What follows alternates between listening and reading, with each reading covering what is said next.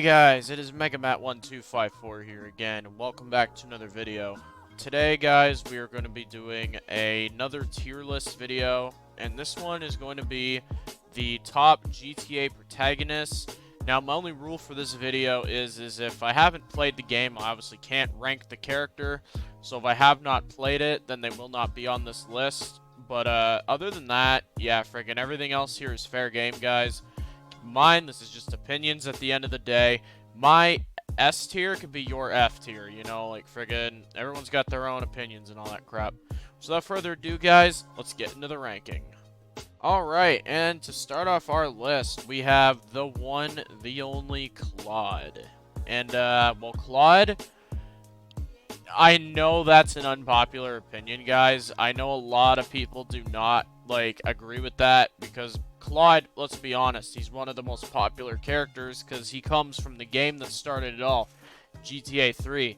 Now, friggin', here's the thing with Claude, right, is he's just a blank slate for me. He doesn't do nothing, like, he don't speak at all, and I know it's like, oh, limitations, friggin', but I could argue, I argue against the whole limitations argument, though, because, friggin', the game had voice acting all around.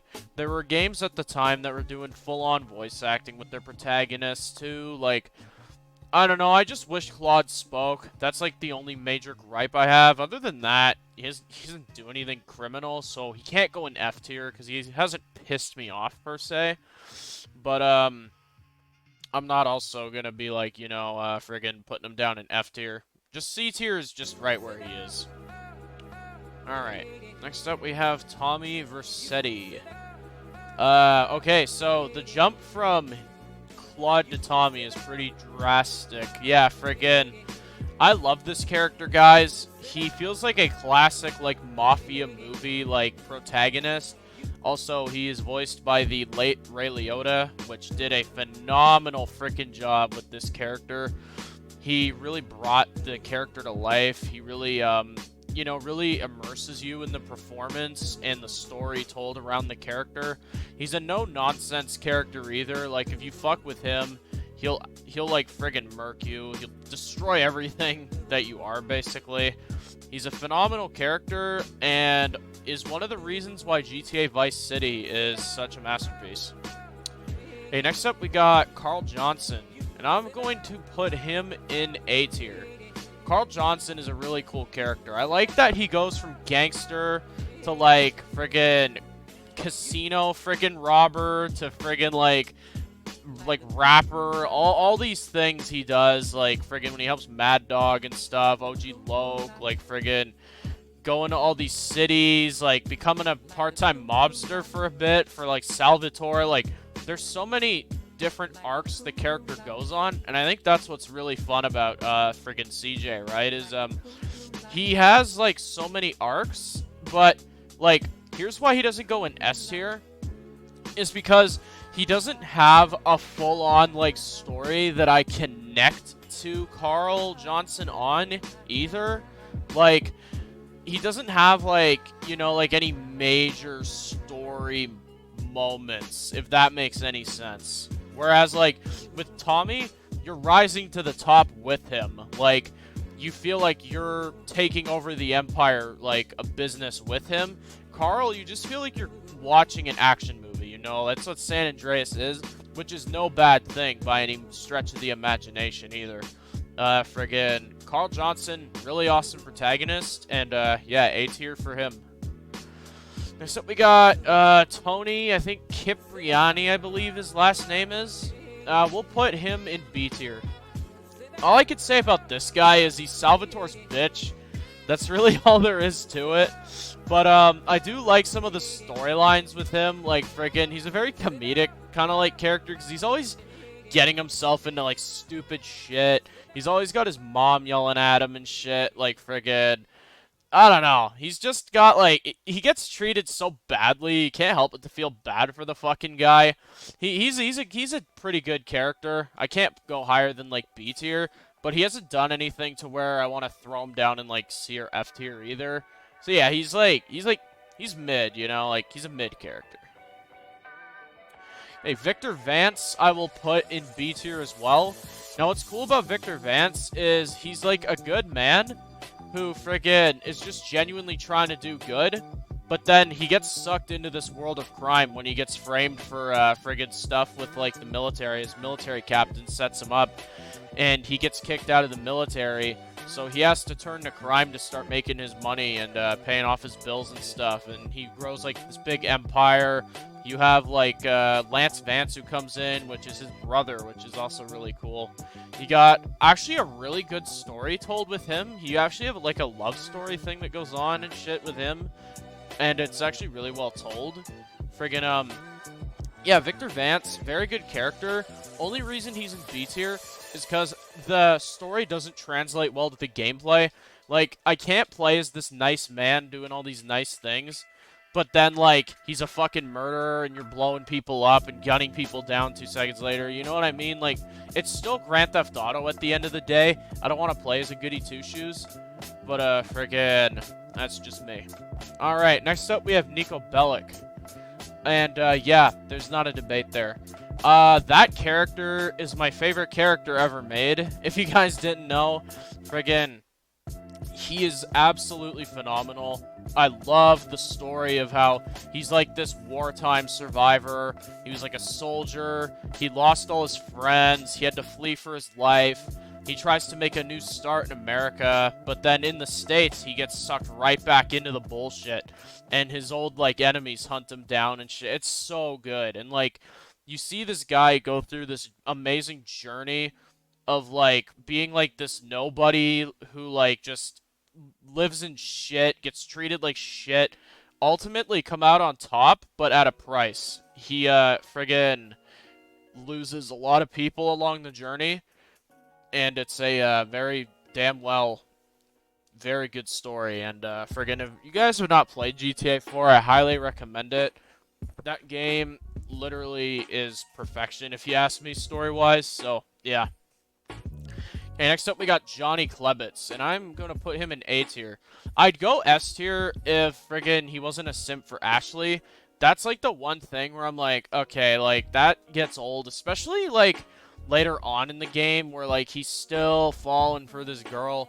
And then in GTA 5, they went overboard with that shit. They friggin' make him, like, move all the way out to, like, Los Santos area. He's with Ashley still, and then fucking Trevor kills him, which we'll get to that when we get to Trevor's ranking, but friggin', yeah, friggin' Johnny Klebitz, he's a very good character, but I can't stand the Ashley plot, and that's why he's in A tier. Okay, next up we have Luis Lopez, and I am actually going to put him in S tier, believe it or not. He is a really awesome character. Friggin', I like how he's just this no-nonsense, like, badass who just deals with business immediately. Like, he doesn't take anybody's shit. And what's cool about him is I believe he's, like, the only GTA, like, character where, like, you start out on the top. And the whole game, you're in, like, the money-making business already. Like, you're already at the top, and there's nowhere to go but up, if that makes any sense at all. Like, that's what his whole plot is. And it's so fun, because you already get all these, like, cool things right off the gate.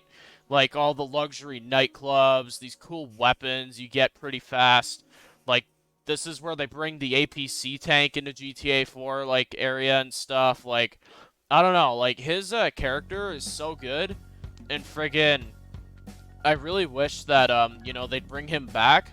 Just because, I don't know, he was a really fun addition to GTA, and I really wish that Rockstar would bring him back. They brought Tony back, so yeah, it'd be nice to have him back too. For the GTA Chinatown Wars protagonist, I have not played that game enough to get a good reading on that character, so he will not be making an appearance on the list. Okay, next up we have GTA 5 with Franklin. Now, Franklin, I am going to put in... I'm going to put him in high A tier. I can't put him in S tier because, like, his character is very, like, it's almost, like, too close to CJ. It's very similar. We have, like, the gangbanger who starts off, like, people are treating him like crap, and then, like, you know, he goes through all these different arcs and stuff. Like, it's very similar. And, freaking fun fact, too, is if it were not for the contract, I actually would put him in B tier. The contract DLC is actually what elevates his character to S tier for me, or S tier, A tier for me. Friggin'. But he's a very good character. He, you know, he's one of the saving graces of the GTA 5 story, and well, I just look at him as the main protagonist of GTA 5, as he's the only one that can't die either. So yeah, he's a great character. Just, I just wish he was a bit more original.